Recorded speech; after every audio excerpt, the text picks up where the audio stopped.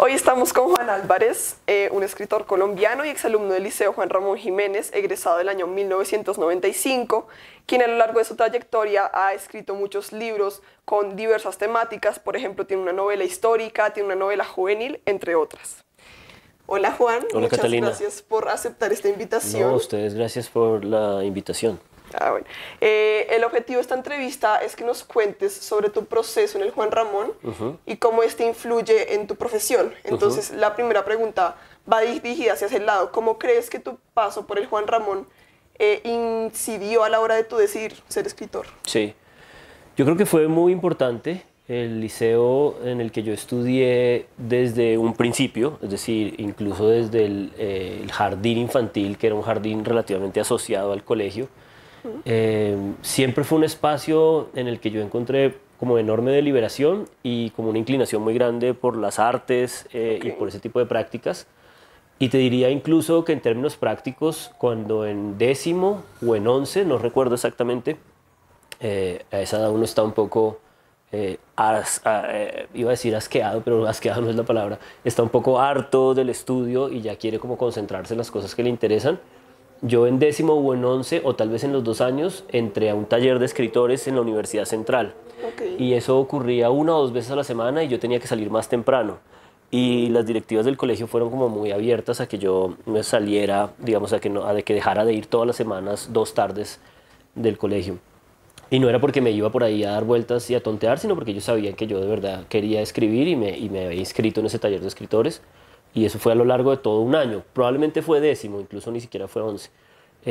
Pero además de eso, pues eso, es un espacio en el que yo creo que hay como una conciencia del valor de la experiencia estética, y en ese orden de ideas uno puede declarar relativamente temprano esos intereses y en mi caso fueron fomentados. Incluso no solamente el de la literatura, sino el de otros campos. Por ejemplo, yo estaba muy inclinado también por estudiar historia. Y en el colegio en los últimos años me dejaron ir a varios congresos y, en fin, que no quiero ponerlo en términos como de lo que te dejaban o no te dejaban hacer, sino más bien que era un escenario donde había un estímulo hacia ese tipo de campos y uno podía imaginar una profesión alrededor de la escritura. Ok, muy interesante. Bueno, pues yo creo que todos los que conocemos el Juan Ramón, ya sea exalumnos, profesores, estudiantes, padres de familia, sabemos que es un colegio de conservar costumbres, ¿no? Muy tradicional, de muchas tradiciones. Y yo quisiera saber en ese sentido, ¿cuál era la tradición que hacía el colegio que más disfrutabas? Pues yo disfruté muchos años la fiesta del fuego, sin duda alguna. Creo que es un bazar, una fiesta que seguramente ha cambiado. Hace muchos años no voy. Tengo amigos, profesores en el colegio que no me han vuelto a invitar. Entonces no sé muy bien cómo está esa fiesta hoy en día. Pero esa era una de las tradiciones que me gustaba mucho. Otra, creo que hacíamos mucho vida de relaciones de cursos distintos. Sí. Es decir, digamos, estando en 8º uno podía parchar con los de mayor edad a través del deporte. Y eso también era como muy divertido y muy importante porque era un parche pues deportivo, pero en una clave como más de interacción social y no tanto competitiva. Entonces recuerdo también con mucho cariño pues todo el parche deportivo. Y bueno, también tengo como una relación, creo que el vínculo afectivo que más intenso siento que conservo a pesar del paso de los años es como el espacio natural del colegio. El otro día me contaron que lo que en mi época se llamaba el bosquecito, que era un bosque de pinos en un fondo a la derecha del colegio. ¿Cerca al CIEDI o cerca a la fortaleza? Cerca a la fortaleza, creo recordar. Creo que desapareció y me quedé dándole vueltas como a la idea de que ese bosque hubiera desaparecido, pero tengo como una conciencia muy clara del espacio y de las veces que hubo construcciones y ese espacio cambió. Pues está esta idea como del colegio campestre, ¿no? Sí. Y creo que es una pesadilla en términos de tráfico, probablemente llegar allá. Ya lo era en mi época, no me quiero imaginar ahora. Pero una vez uno estaba ahí como en ese espacio abierto en la sabana, era como una experiencia como completamente diferente, creo yo, al resto de experiencias educativas que he tenido en mi vida, ¿no? Que son como urbanas y tal. Entonces creo que, no sé si eso califica dentro de esta idea de la conservación de las costumbres, pero para mí ese espacio geográfico era como definitivo.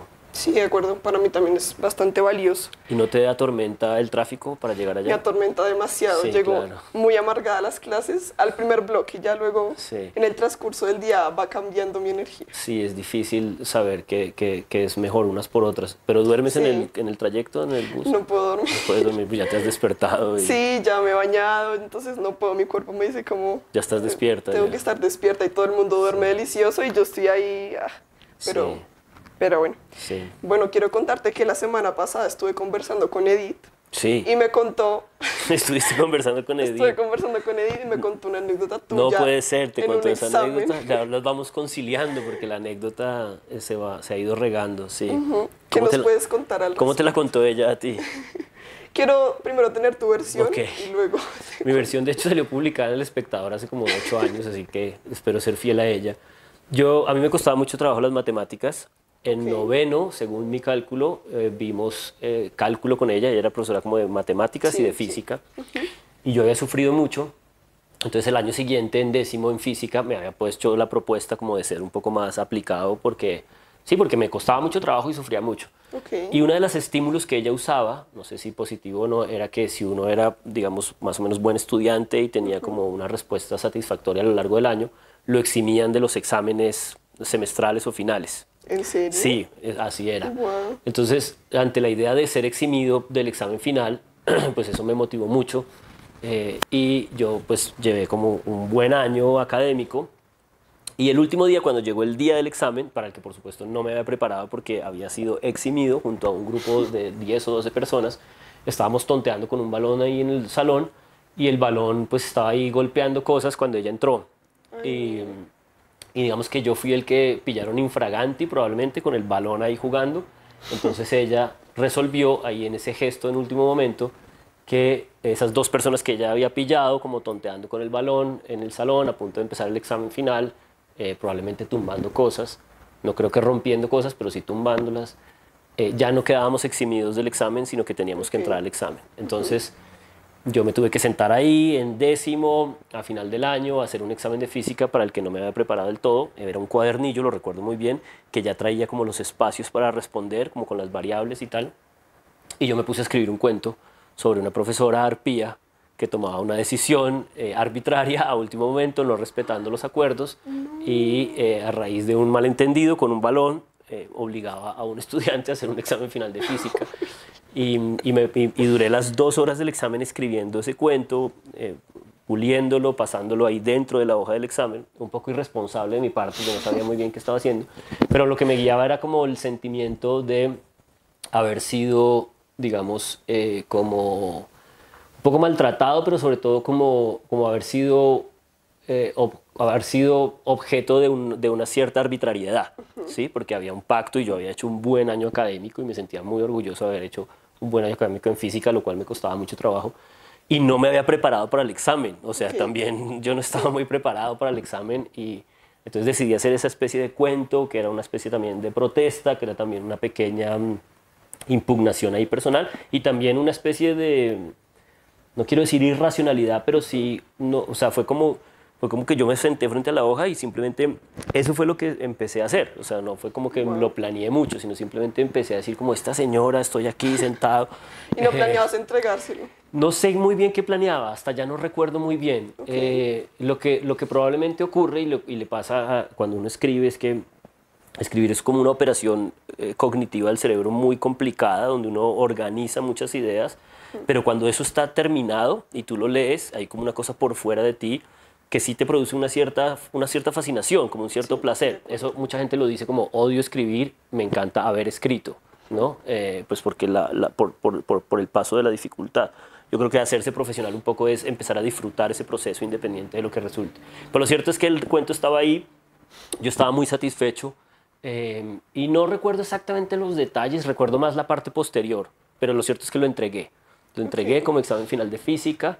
Me desentendí un poco de la cosa, creo que a los 2 o 3 días empecé a dejar de dormir porque yo empecé a decir, ay, cierto que el examen está allá y yo escribí un cuento denunciando a esta señora. Ella me llamó a su oficina, yo fui a su oficina y me puse muy nervioso, pero estando ahí en su oficina pasó una cosa asombrosa y fue que yo vi cómo se había incomodado con el cuento porque no sabía qué hacer.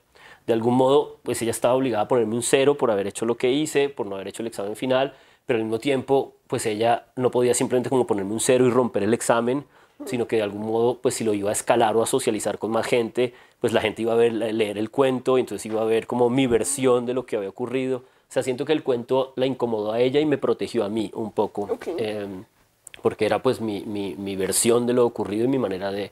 Y ahí entendí, y es lo que siempre he contado, que uno, pues con la escritura y con la posibilidad de contar su historia y de hacerse cargo de lo que a uno le ha ocurrido y poder dar testimonio de su existencia, pues uno construye un cierto poder individual para poder contestar a las arbitrariedades. En este caso, pues una arbitrariedad blanda, digamos cariñosa, de una profesora que simplemente quería que yo hiciera el examen. No sé cuáles eran los planes de ella, pero lo cierto es que ante ese cuento, pues ella simplemente me tuvo que decir como, pues, o sea, se tuvo que volver un poco al pacto anterior, al de ser eximido, exhibición, no sé cuál es el sustantivo, al ser eximido del examen y por ende, pues la cosa acabó ahí, digamos como que el cuento neutralizó la circunstancia. Probablemente los planes de ella eran los mismos, pero yo creo que sí la sentí como incómoda con el cuento, un poco dolida también probablemente, porque ella no se quería ver retratada como una profesora arpía, que ese es un adjetivo que recuerdo muy bien, que en ese momento probablemente ni siquiera yo entendía qué significaba, pero lo usé. Y ya la cosa acabó ahí. Ella simplemente me dijo que fuera más serio, que ya estaba en 10º, que no podía andar ahí jugando fútbol en el salón, pero también yo creo que ella misma pensaba, pues yo qué hago diciéndole eso a un alumno de 10º, ¿no? O sea, ya están muy viejos y muy tarde para yo estar controlando eso. Sí. Y la cosa acabó ahí, fue como que dirimimos diferencias y ella, no sé qué habrá hecho con esa hoja, supongo que la perdió, la botó, yo no recuerdo que me hubiera regresado el examen. Y ya, esa es un poco la historia. ¿Y te la has vuelto a encontrar? Sí, me la he vuelto a encontrar, la quiero mucho. Ella es una gran profesora. Enseña muy bien. Enseña muy bien, es una mujer muy estricta, eso es serio, o lo era en su momento. Recuerdo que con el tiempo me enteré, porque yo luego volví al colegio y fui profesor, y con el tiempo me enteré que ella dividía su tiempo entre enseñar en el Juan Ramón, donde pues como colegio privado probablemente recibía un sueldo de una naturaleza, pero la otra mitad de su tiempo ella enseñaba en un colegio público, y lo hacía por voluntad, ¿no? Y eso siempre me pareció muy, muy bello de ella. Y yo volví y trabajé en el colegio y fuimos colegas y todo estuvo muy bien siempre.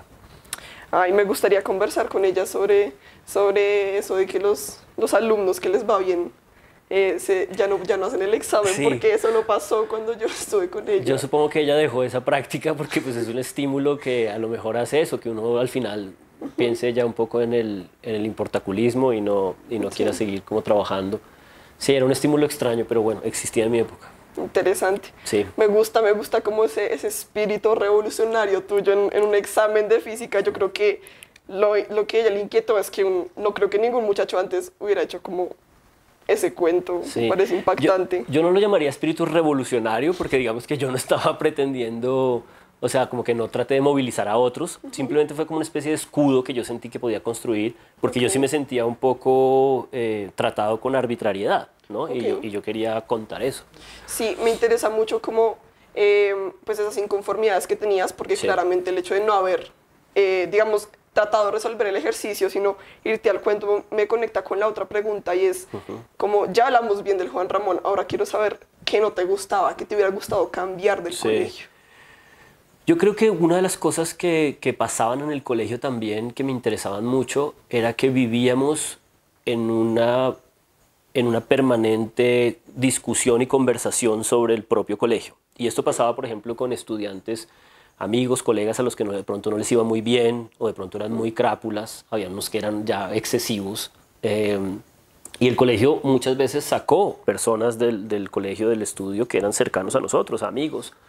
Y yo creo que eso siempre generaba ciertos conflictos y ciertas tensiones porque pues ver a alguien cercano a ti que por más crápula o indisciplinado o mal estudiante que sea, es cercano a ti, es un amigo tuyo, como salir del espacio del colegio siempre era una razón de conversación.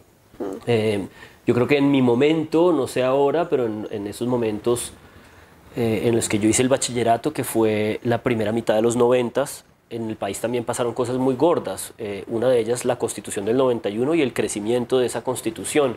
Okay. Y en ese orden de ideas, creo que en esa primera mitad de los 90, cuando nosotros estábamos en bachillerato y que estábamos construyendo una conciencia política de lo que ocurría en el país, empezamos a comprender también que el colegio en años anteriores, en los finales de los 80, principios de los 90, había sido un escenario, digamos, de recepción y de espacio de muchas personas de la izquierda colombiana que no tenían otras oportunidades donde estudiar y que era una izquierda pues muy estigmatizada y tal. Y creo que eso también produjo en el colegio que el colegio fuera un poco muy reservado y muy cuidadoso. Yo recuerdo muy bien una conversación con Marta Bonilla, porque en décimo yo hacía un periódico y en ese periódico una vez escribí una especie de ensayo sobre la deuda, ¿cómo se llama esta deuda que los países latinoamericanos tienen? La deuda externa, Okay. que es como creo que hoy en día el Producto Interno Bruto, como el 25% del Producto Interno Bruto, es decir, de lo que produce el país, se va en pagar esa deuda externa. Sí. Creo que ustedes lo vieron ahorita, que es una de las conversaciones que el presidente Petro puso en la cena, y es la idea de que nos rediman parte de esa deuda. Esa deuda externa viene desde la independencia. O sea, eso es dinero que le debemos a los ingleses desde hace 200 años. Es como, ¿no? Como que siempre estás alcanzado, ¿no? Siempre tienes esa deuda porque siempre estás como en el crédito internacional y tal. Y yo escribí un ensayo sobre eso un poco fuerte, y ellos vivían, yo creo que en cierta preocupación de proteger y de cuidar el colegio, pues porque ellos en algún momento tuvieron hijos de personas que estaban en la clandestinidad estudiando en el colegio. Entonces, pues por supuesto, supongo que tenían que tener cuidado pues con proteger el espacio. Entonces creo que a veces podían ser muy cerrados a esa conversación pública, porque esa conversación pública era muy ¿Tabú? Muy tabú, muy friccionada, y ellos querían que pues obviamente proteger a menores de edad, ¿no? Entonces casi no se conversaba al respecto. Pues se tenía mucho cuidado, mucha prevención, Okay. y yo sentía que esas prevenciones y ese cerramiento pues era un poquito sectario. Entonces sí, como esas dificultades que ellos tenían con algunos estudiantes que eran amigos de uno y que obviamente lo conflictuaban a uno, esa cierta precaución extrema por saber que podía haber un cierto perfil de izquierda alrededor del colegio y que eso producía un estigma en la opinión pública en general, y por lo tanto ellos preferían estar un poco cerrados. ¿Qué más? Bueno, supongo que hay una cosa que se puede decir con alguna franqueza y con mucho cariño, porque yo lo digo con mucho cariño, por el colegio tengo mucho afecto, pero creo que todo tipo de organización que está en esos márgenes entre ser, pues, la naturaleza que sea su vocación, en este caso pedagógica, y también la naturaleza, digamos, empresarial, porque al final de cuentas pues tiene una administración de donde entra y sale en recursos.